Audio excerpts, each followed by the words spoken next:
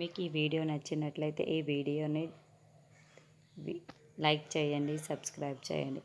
సుమన మళ్ళీ ఆస్తి పత్రాలను తీసుకువచ్చి, అత్తయ్య మీ వల్లే కదా నా ఉలుచి పాప అలా కాలిపోయాయి, కాబట్టి మీరు సంపాదించిన ఆస్తిలో పావులా వంతు నాకు ఇవ్వాల్సిందే అని పట్టుపడుతుంది.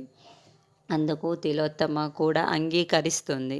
నయని, విశాల్ అక్కడే నిలబడి ఉంటే దురంధర పేపరు పెన్ను తీసుకొని రాస్తూ ఉంటుంది. అప్పుడు తిలోత్తమ ఆస్తి పాత్రాల మీద ఏం రాయాలో ఇలా చెప్తూ ఉంటుంది.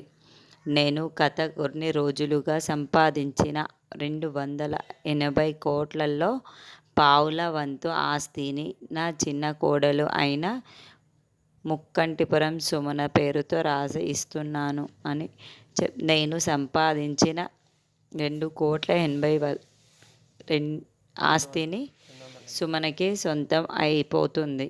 ఇలా రాయడం దురంధర అని అనడంతో, అలాగే వదిన, అలాగే రాసేశాను అని దురంధర చెబుతోంది. దాంతో సుమన సంతోషానికి హద్దులు లేకుండా అయిపోతుంది. అబ్బా, అత్తయ్య రాసిస్తున్నారు అని సుమన చాలా చాలా సంతోషపడుతుంది. ఇందులో ఎవరి బలవంతం కానీ ఎవరి ప్రోద్బలం కానీ లేదు.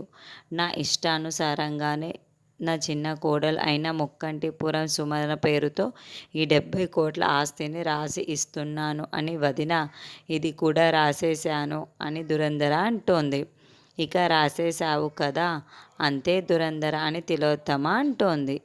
నయని, విశాల్ మాత్రం ఏమీ మాట్లాడుకోకుండా